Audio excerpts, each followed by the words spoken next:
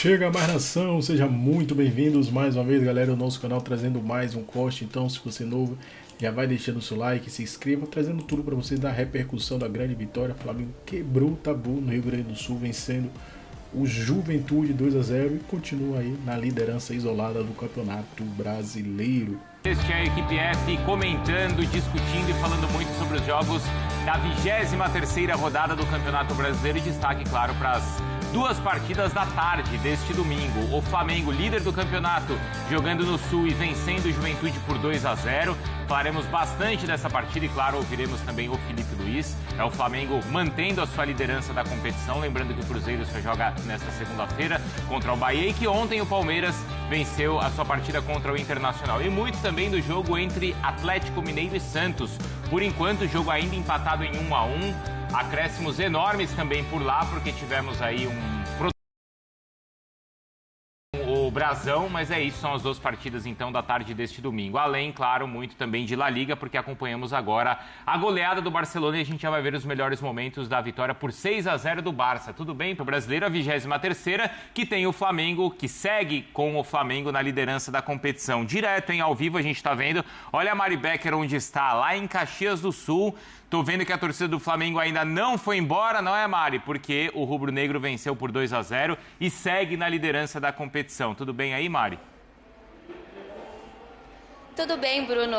Uma boa tarde para ti, aos amigos aí da equipe F. A torcida ainda está aqui, mais de 3 mil torcedores estiveram aqui hoje no Alfredo Jaconi. O Flamengo que fez aí o que precisava, eu vou até deixar a imagem da torcida para a gente ver, Bruno, que o Flamengo fez o que precisava aí para quebrar o tabu de 28 anos e venceu o Juventude por 2-0 aqui no estádio Alfredo Jaconi. O Juventude até começou pressionando mais, mas em seguida o Flamengo assumiu o domínio do jogo. Na primeira finalização certa no gol, o Flamengo balançou as redes. Aos 31 minutos, Saúl colocou na cabeça do Arrascaeta para abrir o placar. Esse que foi o 13º gol do Arrascaeta no Campeonato Brasileiro. Ele igualou a melhor temporada dele até hoje, que foi em 2019, onde também marcou 18 gols. Na segunda etapa, Danilo colocou Luiz Araújo na cara do gol, mas o camisa 7 acabou chutando em cima do Jandrei. Já no final do primeiro tempo, a Arrascaeta de falta acabou na trave aí, né? E aí no final do primeiro tempo, Emerson Royal de cabeça marcou o segundo dele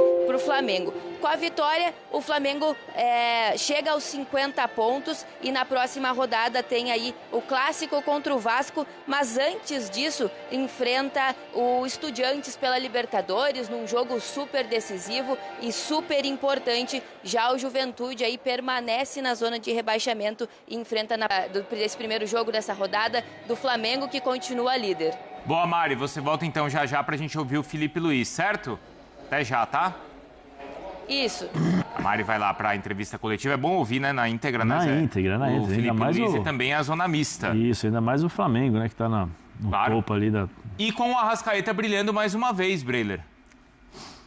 Já não é novidade, né, Bruno? Não, a Mari destacou aí, 13 gols já. O que o Arrascaeta faz nessa temporada, 13 gols no Campeonato Brasileiro. Ao todo, na temporada, são 18.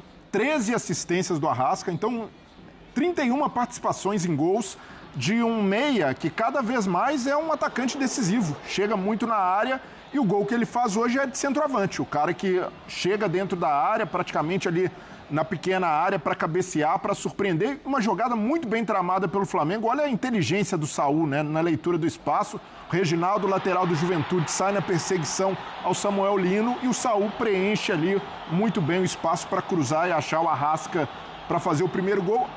Aí o Flamengo já era dominante no jogo, o Flamengo já tinha mais posse de bola, tinha mais finalizações, mas não tinha conseguido acertar o gol. E quando acertou, o Arrasca foi preciso, mas se tivesse um pouco mais de refino técnico ali dos homens de frente do Flamengo, poderia já no primeiro tempo ter aberto uma vantagem maior pelo domínio que o Flamengo teve, domínio territorial em campo. O time do Thiago Carpini, o Juventude, fez até foi um 4-5-1 praticamente ali sem a bola, né? O Nenê ficava mais livre de marcação, o Talhari fechava pelo lado esquerdo. O Juventude tinha o propósito de se defender e tentar arrumar ali uma bola parada, uma falta perto da área do Flamengo. O Flamengo foi hábil nesse aspecto de não dar esse presente ao Juventude e também de conseguir controlar bem o jogo para não deixar o adversário cercar a área. Então foi um jogo de pouco trabalho para o Rossi. O Jandrei não pode dizer o mesmo, né? Teve de fazer intervenções, mas o Flamengo, mesmo com modificações, conseguiu uma vitória importante, né? Quebrando um tabu. Pois é, quase 30 anos. 1997, né, Bruno? Não tinha nem ponto corrido ainda. Não, e nesse campeonato, né, no mesmo ano em que o Flamengo enfrentou o Juventude na fase inicial, na segunda fase, que era ali dividido em grupos, o Flamengo voltou a enfrentar o Juventude, perdeu uma, ganhou outra, mas para mostrar como o Juventude é um adversário difícil não só para o Flamengo, mas para os times do Rio. Os times do Rio sempre tiveram muita dificuldade de ganhar no Alfredo Jaconi, e o Flamengo do Filipe Luiz não tem se intimidado com tabus, se intimidado com marcas adversárias. E aí o Emerson Royal, né, aproveitando muito bem a oportunidade, já que o Varela não estava à disposição, sentiu ali uma pubalgia, e o Emerson Royal foi um dos melhores do Flamengo em campo e ajudou a garantir essa vitória importante. Não há tabu que resista a esse homem. Temporadas com mais gols do Arrascaeta pelo Flamengo, então, que vocês destacavam. O Arrascaeta já igualando a temporada dele mais artilheira, que foi 2019. Olha que bom sinal, prof, pro rubro-negro. Fora os ameaços, a bola na trave, na cobrança de falta, e está se tornando uma constante desse campeonato, né, Bruno? Mas, desculpa, prof, como a média de gols por jogo, ela é ainda superior, não é? A dessa temporada, claro, porque a gente ainda tem quantos meses de temporada? Setembro, outubro, pelo menos mais 3, no Brasil, quase 4 meses. São 3 que no câmbio mundial valeriam 6 meses para qualquer outro. É verdade, país, né? É isso aí. Mas o Arrascaeta, ele tem se tornado especialista em aparecer. O peso desses gols é importante, né? Hoje mesmo o jogo não estava fácil, do ponto de vista... Como já apareceu, por exemplo, naquele jogo com o Grêmio, que acaba empatado por uma eventualidade, mas ele acha a brecha, né? E hoje também menção honrosa às assistências, né? O Saúl deu uma bela assistência para ele, e o Carrascal dá uma bela assistência para o gol do Emerson Royal. E que são dois jogadores que acabaram de chegar. Não adianta, a individualidade acaba falando mais alto, né? Quando você tem jogadores como esses, você pega a escalação que o Flamengo coloca em campo, as substituições que ele faz, é coisa que nenhum outro time no Brasil pode fazer. O Juventude até fez o que poderia fazer, uma bela partida do ponto de vista defensivo. A única chance mais aguda que teve foi aquela que o Rossi pega em 2 tempos, né? Acho que do Talhari. É muito pouco do ponto de vista ofensivo, mas é o que um Juventude pode fazer contra o Flamengo. Foi paralisado por conta de impedimento também, não foi, próprio? Era um dos poucos lances que o Juventude se mostrou no ataque. Muito pouco. E o Arrascaeta concorrendo com o Caio Jorge, o melhor do campeonato, Zé Elias. É a questão da importância, né? O Caio Jorge não deixa de ser importante, para mim, um dos principais jogadores da equipe do Cruzeiro, mas ele é um finalizador, né? Ele depende muito dos outros, embora já tenha feito, acho que se não me engano, foi o jogo contra o Botafogo, não foi? Que ele fez um golaço? Foi o Botafogo e foi na Libertadores também, que ele cortou, né? Eu acho que foram esses jogos aí que eu lembro que são muitos gols, né, do Caio Jorge. Mas acho que o Arrascaeta é o pacote completo, né? O cara que arma o time, é o cara que dá as assistências, são 13 assistências, né? Ele participa do jogo ativamente. E ele tem um papel de liderança nesse Flamengo. Esse ano de 2025 é um ano de 2025 diferente. O próprio Bielsa falou isso na coletiva da seleção do Uruguai, né? Falou, o Arrascaeta, eu quero parabenizar ao departamento, acho que de fisiologia, ao médico, ao físico. Não, ele está sendo mais regular ainda, Flamengo, não tá? Do Flamengo, por conta que é um novo jogador. E ele não está se lesionando, né? Se você observar, ele não está machucando. Nos últimos anos, ele tem sempre um período em que ele volta, lesiona. Agora não. Agora ele está jogando. Agora a questão além do Arrascaeta eu acredito que estão fazendo um trabalho diferente com ele, né? Em termos de preservar, segurar o trabalho no dia a dia, respeitando às vezes a individualidade. Aí o jogador também entra com a questão de opa, peraí, eu posso jogar, não posso jogar, sabe? O autoconhecimento que o ajuda, mas precisa ver também o time do Flamengo. Eu acho que ajuda muito o Arrascaeta nesse sentido, porque todos trabalham, todos correm com a bola, sem a bola.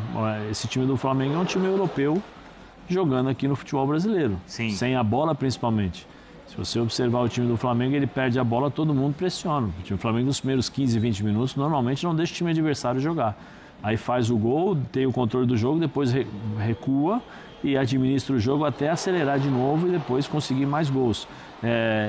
Um grande exemplo que eu acho que o time do Flamengo é um time europeu jogando aqui no futebol brasileiro sem a bola, foram os 2 jogos contra o Internacional Nossa Senhora, ali foi um banho. O que eles fizeram ali, e eu acho que o Felipe entendeu que o time do Flamengo, especialmente no segundo tempo, tinha dificuldades. Agora não, agora você já vê um time mais equilibrado, com a entrada do Saúl, que é um cara mais experiente, então a bola vai para um lado, a bola vai para o outro. Ele sabe se projetar na hora certa, então você não tem os espaços deixados como se deixava antigamente, então, ou recentemente. Então é impressionante. Você vê, só para te dar um número, eu estava assistindo o jogo ali com os teus amigos na redação. Tudo rubro-negro, viu, Zé? Rubro-negro? Todos não, só o JP. Entendi. Então, e aí falei para eles, né, assim, ó, se bobear no segundo tempo, dá até para colocar o Felipe Luiz ali, atrás do último jogador do Flamengo, falou assim, agora toca, pega a bola, vamos jogar para o outro lado, distribui, vem cá, toca ali por dentro, porque o time do Juventude praticamente ficou o tempo todo atrás, e o time do Flamengo toca aqui, pressiona, joga para um lado, depois joga aí vira, sabe? Parecia a brecha, né? Parecia um treino que normalmente o time faz durante a semana, aquele 8 contra 9, né? 7 contra 6, 5 contra 4, porque é impressionante a superioridade do Flamengo. O segundo tempo, passes do Juventude, 85. 85 só? Passes do Flamengo, 288. Só no segundo tempo. Quer dizer, só no segundo tempo o Flamengo passou mais de 200 passes a mais que o Juventude. 203 passes a mais que o Juventude. Com nota artística, então são 50 pontos, professor. Esse ano a gente vai ter, talvez, campeão e vice com mais de 80, 85 pontos. Muito provavelmente, porque a campanha do Palmeiras já é a melhor campanha do Palmeiras, melhor das que o Palmeiras é campeão. E ainda tem o Cruzeiro nessa disputa também. Lembrando que agora o Cruzeiro só vai pensar em Copa do Brasil lá na frente, enquanto Flamengo e Palmeiras vão dividir a atenção com Copa Libertadores. E essa noção que o Zé falou, noção até coletiva, né? Do time que ataca, do time que defende em bloco, junto. A gente vê muito jogador de defesa do Flamengo atacando, porque tem a segurança, porque sabe que o time vai voltar. Isso aí tem muito a ver com os jovens não, mas com os jogadores que chegaram depois, né? Sim. Jorginho, Samuel Lino. Saúl também? Saúl. Todo mundo entrou como se já jogasse aí há muito tempo, entendendo a ideia do técnico. Então, é um time que funciona muito azeitado. Mas aí sabe quem não entendia e que agora parece que entende? Quem? O Pedro. O Pedrão. Porque não tinha essa discussão do próprio Felipe colocar em dúvida ou era o Pedro ou o Arrascaeta em campo? Lembra que foi o início de todas as críticas e depois da confusão que gerou até aquele puxão de orelha? E os dois estão jogando juntos e está funcionando, Breiler. Tá funcionando, embora eu tenha achado o Pedro hoje um pouco mais desconectado do jogo. Poderia ter saído, já que a bola não estava chegando tanto para ele, né? O Flamengo até tinha posse, mas uma certa dificuldade de infiltrar. Poderia ter saído mais da área, e aí você tenta disputar com os zagueiros, e ele faz isso muito bem, né? Principalmente no pivô. Mas, do ponto de vista de comportamento, o Pedro evoluiu muito depois daquela chamada do Felipe Luiz. O Pedro passou a ter mais participação, principalmente no momento defensivo, algo que o Felipe Luiz valoriza. Então, valeu a pena também do lado do Felipe Luiz ter dado aquela bronca pública, as arestas aparentemente foram aparadas. E a gente vê um time do Flamengo, e esse funcionamento que você cita, Bruno, de Pedro e Arrascaeta, ou mesmo quando não joga o Pedro, o time ainda é contundente, o time consegue fazer vitórias como essas, né, quebrando um tabu de 28 anos, porque nenhum outro time do Campeonato Brasileiro, e arrisco dizer até da América do Sul, tem a mesma solidez e o mesmo repertório ofensivo do Flamengo. Porque é um time que, se a gente olhar no papel, com as opções que tem no banco, né, você poder se dar o luxo de, mesmo num elenco desfalcado, ter um Carrascal para o segundo tempo, ter o Saúl e até o Alan para substituir o Jorginho quando não está à disposição, poderia ser muito um time baseado no intuitivo, no talento individual, mas a gente percebe o Flamengo, mesmo num jogo difícil em Caxias, a gente sabe a maneira como o Juventude dificulta as coisas, sobretudo para times cariocas, consegue em 2 bolas aéreas decidir o jogo e até um jogador inesperado para a bola aérea, que é o Arrascaeta. O Emerson Royal fechando no segundo pau, um lateral direito finalizando como um centroavante. Então, isso mostra que o time do Filipe Luís tem um leque imenso de possibilidade de chegar ao gol. Muitas vezes não faz um placar maior, como hoje, por exemplo, porque falta ali uma tranquilidade na hora de definir, um refinamento técnico na hora do último passe. Mas a parte do treinador em trabalhar o time, em criar repertório, isso daí é muito bem executado pelo Flamengo. Então, por isso fica difícil, né? Para Palmeiras, para Cruzeiro, mesmo fazendo boas temporadas, boas campanhas, perseguiu o Flamengo. O Flamengo chega hoje com esses 2 gols a 36 de saldo no campeonato. Flamengo 37 de saldo. Então... São 47 gols marcados não toma e gol. Só 10 sofridos. Então o que chama mais atenção isso é um absurdo. 47 gols marcados em 22 jogos ou só 10 sofridos? Para mim é justamente o equilíbrio. Você tem uma defesa muito sólida e um ataque que faz gol de várias maneiras, com vários personagens. Tudo bem que nessa versão artilheira do Arrascaeta ele tem se destacado mais, mas o Pedro, que mesmo não sendo titular em todos os jogos, é o vice-artilheiro, é um time que consegue suprir a ausência do Léo Ortiz, entre o Danilo, não é uma questão a defesa do Flamengo. Então é um time que utiliza bem o seu elenco, o treinador potencializa esse talento que tem de sobra em profusão e mostra que mesmo o Flamengo, na liderança, com sobras, com saldo de gols avassalador, ainda tem... Esse time pode evoluir. E isso que deve, para os adversários, é um tormento, porque olha para o Flamengo e vê, mesmo num jogo em que está desfalcado, sem um jogador-chave como o Jorginho no meio-campo, o Plata voltando ali de seleção, mais desgastado, e o Flamengo vence de uma maneira, com autoridade, com mais posse fora de casa e quebrando um tabu. E assim, jogou o Alan e jogou o Saul. Normalmente Saul e Jorginho. Isso. Daqui a pouco tem o Pulgar de volta. Aí joga Pulgar e Saul. O Eric, que era o cara de equilíbrio do time, o Flamengo nem... Tem o mais Gerson gente do que saiu e a vaga. gente não sente falta? Tem mais gente do que vaga, e todos num nível muito alto. 47 em 23 dá mais de 2 gols 22. por jogo. Em 22 dá mais de 2 gols por jogo. E os gols tomados dá menos de meio por jogo. Esse é o ideal de todo mundo. É um absurdo. Agora tem uma coisa, o Palmeiras está 1 ponto perdido atrás. Então, mas aí, e essa é uma boa comparação, prof, porque assim, olha, pra gente ver o tamanho, o absurdo que é esse saldo, né, de 37. O Palmeiras está, por pontos perdidos, só um atrás, porque tem um jogo a menos, certo? O saldo do Palmeiras é de 15. Então, O do Flamengo é de 37. mas o campeonato é em pontos corridos.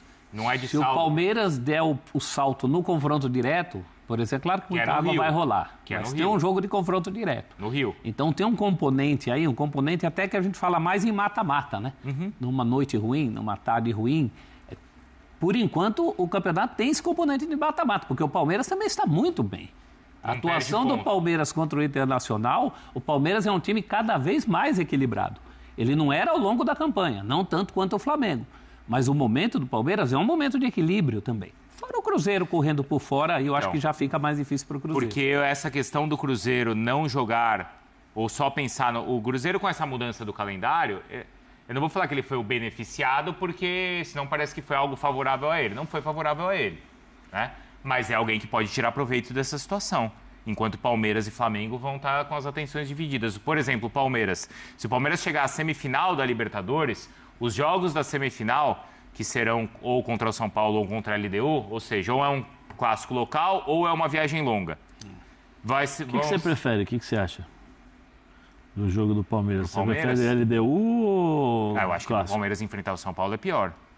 Você acha? Eu Assim acho. como para o São Paulo enfrentar o Palmeiras. Também é pior. pior. E tem o River antes. Então, mas é aí que eu vou chegar. Tem o River e tal, mas se no melhor dos mundos o Palmeiras passar, ele faz os jogos da semifinal da Libertadores entre os confrontos contra Cruzeiro e Flamengo. Ele vai ter que fazer uma opção, né? De força, de Enquanto o dosagem. Cruzeiro está só assistindo o Palmeiras e o Flamengo na Libertadores. Não, e tem, desculpa, Zé, Não, e tem a diferença que hoje o Flamengo, com essa solidez, com o repertório que tem, com jogadores como o Carrascal, se ambientando, criando ainda mais profundidade de elenco, o Flamengo pode se dar o luxo não só de poupar, porque tem muito elenco, mas